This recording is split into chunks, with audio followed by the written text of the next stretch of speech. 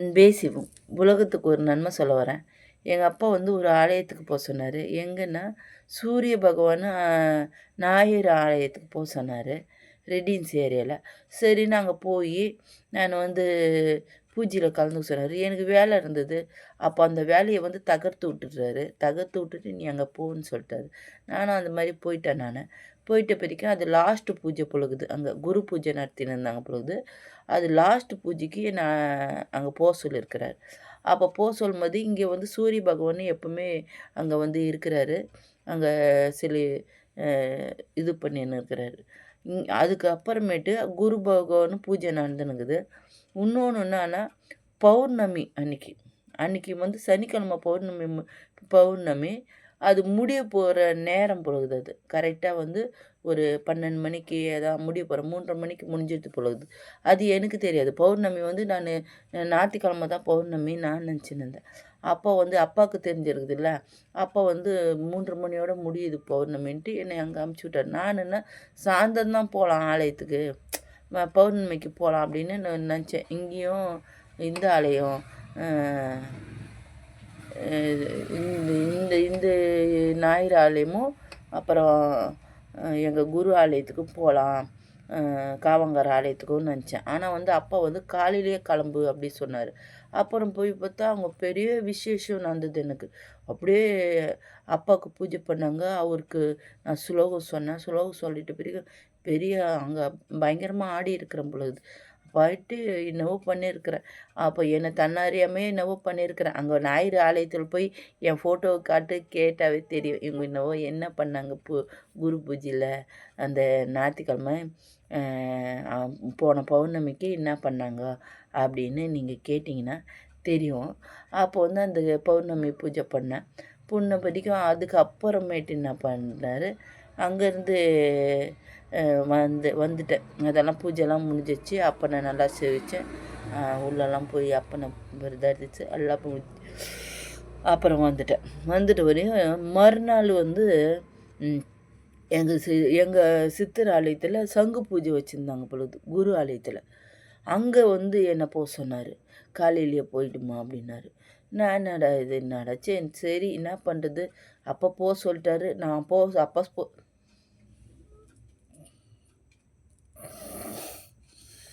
அப்பா சொல்ட்டாருன்னா நான் போயிடுவேன். அப்போ போய் சொல்ட்டாரு அங்க. சங்கு பூஜைக்கு கிளம்பிட்டேன். கிளம்பிட்டு அங்க வந்து அ அப்பனுக்கு வந்து ஸ்லோகம் சொன்னேன். சங்குங்க அடுக்கி வச்சிருந்தாங்க. அதுக்கு ஸ்லோகம் சொன்னேன். அப்புறமேட்டு அப்பனுக்கு 108 சங்கு அபிஷேகம் பண்ணாங்க. அதுக்கு ஸ்லோகம் சொன்னேன். ஆ நல்லா எனக்கு பெரிய இன்பமா இருந்தது. அப்புறமேட்டு திரும்ப வந்து சங்கு ஊதி அப்பனுக்கு தீவார்த்தனை காட்டினாங்க. அதெல்லாம் நான் உள்ளேயே இருந்து அவருக்கு ஸ்லோகம் சொல்லி ஒரு ஆலயத்துக்குள்ளேயே தான் இருந்தேன். ஆலயத்துக்குள்ள ஸ்லோகம் சொன்னார் எல்லாமே அவர் என்னென்ன செய்ய சொன்னாரோ அதெல்லாம் செஞ்சேன் நான். செஞ்சுட்டு அப்புறம் வீட்டுக்கு வந்துட்டேன் நான். வீட்டுக்கு வந்துட்டோடனே அப்போ அப்புறம் வீட்டுக்கு வந்துட்டு போய் கேட்டேன். அப்பா என்னப்பா அங்கெல்லாம் அமிச்சிங்க சங்கு அபிஷேகம்னா அங்கே வந்தேன்னா அது வந்து சங்கு ஊதி நம்மள இட்டு இப்போ வந்து சங்கு தான் சாவுக்கு முடிவு. உங்களுக்கே தெரியும் எல்லாருக்குமே. இது வந்து முடிவே வந்து குழந்தையா பிறக்கும்போது நம்மள சங்குல பால் ஊத்தி வளர்க்குறதும், அந்த அன்புல வளர்க்குறதும் அந்த சங்கு தான். அதே மாரி முடிவு வந்து சங்கு ஊதி நம்மள முடிக்கிறதும் அந்த சங்கு தான். அதுதான் அப்போ அவனுக்கு இன்பமானது. அந்த சங்கு ஊதுனா முடிவுன்னு அர்த்தம். அதனால நான் சங்கு அதுக்கு தான் வாங்க மாட்டேன். யார்கிட்டயும் ஊத மாட்டேன். ஏன்னா, அது வந்து முடிவுல தான் நாங்க எடுக்கணும் கையில. எங்க அப்பா வந்து எப்போ முடிவு எங்களுக்கு குடுக்குறாரோ, அப்போ சங்க வந்து கையில எடுத்து ஐயனுக்கு சங்கு ஊத வேண்டியது தான் நம்ப. ஊதணும். இப்போ வந்து நம்ம உலக நடப்புல இருக்கிறோம். எனக்கு சங்க வந்து தொடுறதுக்கு கூட அனுமதி கிடையாது எனக்கு. அதனால நான் சங்குலாம் என் வாயிலேயே சொல்லுவாரு. ஓம் நமச்சிவாய, ஓம் நமச்சிவாய, ஓம் நமச்சிவாயன்னு எவ்வளோ வாட்டினா சொல்லுவேன் நானு. வாயிலேயே வந்து எவ்வளோ நாளா சொல்லுவேன். ஏன்னா வந்து எனக்கு உணர்வுல தான் இறைவன் குடுத்துருக்காரு. என் உயிரில கலந்துட்டு இருக்கிறாரு இறைவன். அப்போ வந்து எனக்கு என் உயிர் மூலியமா தான் நான் சொல்லி ஆகணும். நான் ஒரு பொருள கையில எடுத்து சொல்லக்கூடாது. நான் என் உயிர்ல வந்து என் ஜீவ ஒளியில கலந்துட்டு இருக்கிறேன் எங்க அப்பன. அதனால வந்து என்ன வந்து மாத்தவே முடியாது. அது அது என் பசங்ககிட்ட என்ன சொன்னேன்னா, என்னை மாற்றணும்னு நினச்சிங்கன்னா நான் இறந்துருவேன். அதுவும் சொன்னேன் என் பசங்கக்கிட்ட. என்னென்னா, நான் என்னை மாற்றணும் மட்டும் யாரும் நினைக்காதீங்க. ஆனால் நான் என்னை மாற்றணும்னு நினச்சேன்னா, இங்கே உங்களை வந்து நான் கரை சேர்க்கணும், கரை சேர்த்துட்டு போகணும், உங்களுக்கு நன்மை செஞ்சுட்டு போகணும்னு நான் நினைக்கிறேன். என்னை வந்து நீங்கள் மாற்றணும்னு நினச்சின்னா நான் செத்துடுவேன், நான் இருக்க மாட்டேன். எங்கள் அப்பங்கிட்ட நான் வந்து உயிரோடு போய் உலகத்துக்கு சேவை செய்யணும், இறைவனுக்கு சேவை செய்யணும்னு நினைக்கிறேன். ஆனால் வந்து என்னை வந்து இந்த தோரணையிலேருந்து மாற்றினீங்கன்னா நான் வந்து இறந்துருவேன், இறந்து போயிடுவேன் எங்கள் அப்பங்கிட்ட அப்படின்னு நான் சொன்னேன். அப்புறம் என் பசங்க யாரும் வந்து என் பசங்க ஏற்கனவே என்னை வந்து எந்த தொல்லையும் பண்ண மாட்டாங்க. ஏம்மா இப்படி இருக்கிற அது அப்படின்னு கேட்க மாட்டாங்க. ஆனால் வந்து நான் எதுக்கோ சொல்லி வச்சுட்டேன். அப்போ வந்து யார் பேச்சுன்னா கேட்டுக்கின்னு என்னை மாற்றணும்னு நினச்சாங்கன்னா மாற்ற முடியாதுல்ல. அதனால் நான் சொல்லி வச்சுட்டேன். என்னை மாற்றணும்னு நினச்சின்னா நான் இருக்க மாட்டேன். ஒன்று ஐயனாடு போயிடுவேன், எங்கன்னா கோயிலுங்களுக்கு போயிடுவேன். அப்படி இல்லைன்னா நான் இறந்துடுவேன். உங்கள் இதுவை வந்து அப்பங்கிட்ட எடுத்துகிட்டு போக முடியாத உங்களை இந்த நெருக்கடியாக விட்டுட்டு போய் அங்கே போய் தத்தளித்து வாழ்கிறதோட, ஏன்னா வந்து இவங்களுக்கோசம்தான் நான் வாழ்ந்ததே இவ்வளோ காலமே, பிள்ளைங்களுக்கோசம்தான் வாழ்ந்தேன். அப்போ வாழ்ந்ததுனால இந்த பிள்ளைங்க வந்து என்னை இப்படி துன்புறுத்தி இப்படி மாற சொல்லிச்சுன்னா நான் மாற மாட்டேன். அன்றைக்கே சொல்லிட்டு தான் நான் என் பிள்ளைங்கிட்ட அதை சொல்லினே தான் வந்தேன். நான் வந்து இருக்க மாட்டேன், நான் இறைவனோட பிள்ளைன்னு நான் சொன்னேன். நான் போயிடுவேன், நான் என்றைக்கா இருந்தாலும் ஆலயத்துக்கு போயிடுவேன். நீங்கள் வந்து உங்கள் பாதையை கரெக்டாக அமைச்சிக்கணுன்னு சொல்லி தான் வளர்த்தேன். என் புள்ளிக்கிட்டேயும் நான் சொல்லி தான் கல்யாணம் பண்ணி கொடுத்தேன். நான் வந்து இப்போ அவங்க அம்மா கிடையாதுப்பா, நான் வந்து கட்டி கொடுத்துருவேன், அதோடு வந்து அந்த பொண்ணை வந்து நீ பத்திரமா பார்த்துக்கணும் அப்படின்னு சொல்லி தான் கல்யாணம் பண்ணி கொடுத்தேன். அதே மாதிரி தான் எனக்கு புள்ளிக்கிட்டேயும் மருமகிட்டையும் சொல்லிவிட்டு கொடுத்துருவேன் நான். அதோடு வந்து என் கடமையை முடிச்சிட்டேன் அப்படின்னு இறைவன்ட்டு போகிறது தான் எனக்கு வேலை. எனக்கு எதுவும் உலகத்தில் வேணாம், உலகத்துக்கு நன்மை செய்கிறதுக்கு தான் என்னை இறைவன் கொடுத்துருக்காரு. அந்த ஜீவ ஒளியை உலகத்துக்கு பயன்படுத்தணும், அவ்வளோதான் நம்மளுக்கு, வேறு ஒன்றும் கிடையாது. அப்புறமேட்டு எங்கள் அப்பா சொன்னார், எனக்குள் நீ அழைச்சிக்கணுமா அப்படின்னு. இங்கே வந்து சங்கு ஊதி உன் கதையை முடிச்சிட்டேன், நீ வந்து உன் கடமையை மட்டும் செஞ்சுட்டு நீ ஆலயம் வந்து சேரு அப்படின்னு சொல்லிட்டாரு. கடமையை செய்கிறதுக்கு ஸ்டார்ட் பண்ணிட்டேன். கடமைன்னா தச்சு கிச்சு காசு ரெடி பண்ணணும் இல்லைங்களா, இன்னொரு பையனுக்கு கல்யாணம் பண்ணணும். அப்போ காசெல்லாம் ரெடி பண்ண அப்போனா இப்போது உலகத்தில் வந்து நான் பிணமாக இருக்கணும். பிணமானா நான் வந்து முதல்லையே பிணமாக தான் இருந்தேன். இப்போ வந்து எந்த பசங்களோட ஈடுபாடும் இருக்கக்கூடாது என்கிட்ட. அது முதல்ல வந்து பசங்களோட ஈடுபாடும் இல்லை, எனக்கு இருக்கக்கூடாது. அந்த மாதிரி என்னை மாற்றிட்டு எனக்கு இப்போது எல்லாத்தையும் வந்து இப்போது இறைவனுக்கு நான் வேலைக்காரன், பசங்களுக்கும் நான் வேலைக்காரன் ஆகிட்டேன். இப்போ வந்து மக்களுக்கும் நான் வேலைக்காரன். ஏன்னா இறைவனுக்கு சேவை செய்கிறேன், பிள்ளைகளுக்கு கடமையை செய்கிறேன், உலகத்துக்கு நன்மை செய்யணும். இதுதான் என்னோடய வேலை, அதை தான் செஞ்சுன்னு இருக்க போகிறேன். இதுதான் எங்கள் அப்பா வந்து சங்கு ஊதி எனக்கு நிரூபித்தார். நான் என்ன எதுக்கு சங்கு ஊதுனாருன்னு சொன்னேன், இதுதான் சங்கு ஊதி எனக்கு நிரூபித்து அவர் காலடியில் என்னை சேர்த்துக்கினேன் அப்படின்னு என் அப்பா சங்கு ஊதி சொல்லிட்டாரு. அப்புறமேட்டு எங்கள் ஆலயத்துக்கு போனேன் நான். நான் இருக்கிற சேவை செய்கிற ஆலயத்துக்கு போனேன். அப்போ போகும்போது அந்த இடத்துல வந்து எப்பவுமே வாழைப்பழங்க வச்சாங்கன்னா நான் கீழே அப்போ சுற்றிப்புறம் கோயில் ஆலயத்தில் எதனா கொடுத்தாங்கன்னா வாங்க மாட்டேன் நான். அப்போ அண்ணன் எதனா கொடுத்தா கூட எனக்கு வேணாண்ணா அப்படின்னுடுவேன் நான். அந்த இடத்துக்கு போகவே மாட்டேன் நான். ஜனங்க வந்துச்சுன்னா அந்த இடத்துக்கு போக மாட்டேன் நான் தனிமையாக தான் சாமி கும்பிடுவேன், தனிமையாக தான் இருப்பேன். அப்படி தான் இருந்திருக்கேன். சுற்றுப்புற அம்மாவுக்கு அந்த துர்கை அம்மனுக்கு பிள்ளையாருக்கு யாருக்குன்னா வாழைப்பழம் வச்சாங்கன்னா எடுத்து தின்னுடுவேன், எதனா வச்சு சாப்பிட்ருவேன் நான் எடுத்து. அந்த மாதிரி தான் செய்வேன். வெளியே இருந்த பொருள் வச்சாலும் எடுத்து சாப்பிட்ருவேன். அது மாதிரி தான் கால பைரவில் முன்ன ஒரு வாட்டி எனக்கு நான் கேட்டேன், ரொம்ப ஆசையாக இருந்தது எனக்கு. முன்ன ஆசையாக இருக்கும்போது நான் வந்து ஐயோ எனக்கு யார் இருக்கிறா வாங்கி கொடுக்கறதுக்கு, யாருப்பா இருக்கிற எனக்கு, நான் யாருக்கிட்ட கேட்கறது அப்படின்னு நான் கேட்டேன்.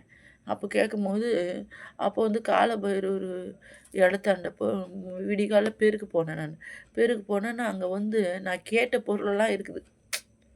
நான் மனசார என்ன கேட்டேன், பழங்க சாப்பிட்ணும் அப்படின்னு ஆசைப்பட்டேன் நான். பசங்கக்கிட்ட போய் கேட்க முடியாதுல்ல. வேறு யார்கிட்ட கேட்குறது? எனக்கு தான் நான் தான் அனாதையாச்சு. யாருமே கிடையாது எனக்கு. அண்ணன் தம்பி கிடையாது. அண்ணன் தம்பி இருந்தும் வரமாட்டாங்க. யாருமே கிடையாது.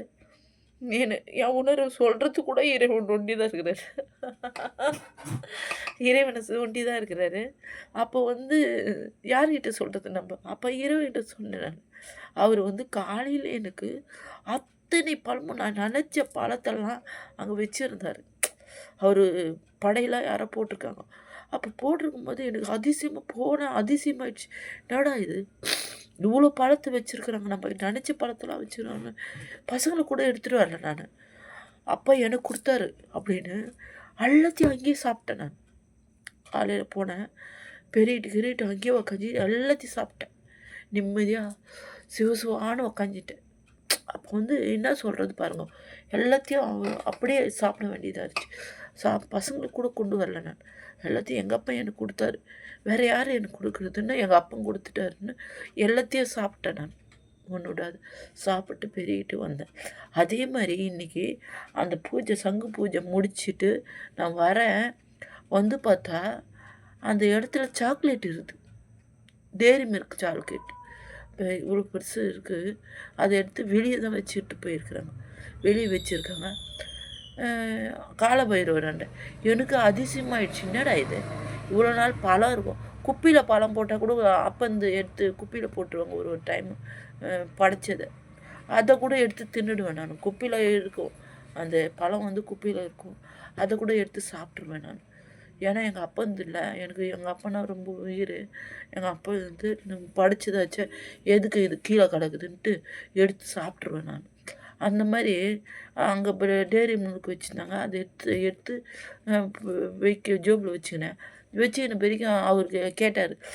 மனசளவில் நான் கேட்டேன், என்னப்பா இன்னைக்கு டேரி மில்க்லாம் வச்சுருக்குற அப்படின்னு மனசளவில் கேட்டதுக்கு அப்பா பதில் சொன்னார், உனக்கு அப்பா கொடுத்த இதுக்கு வந்து உனக்கு நான் வந்து காலபைரவர்ன்றதுனால உனக்கு வந்து அப்பா கொடுத்ததுக்கு நான் வந்து உனக்கு இனிப்பு வழங்கி உனக்கு வந்து ஆசீர்வாதம் பண்ணுறோமான்னு சொன்னார்.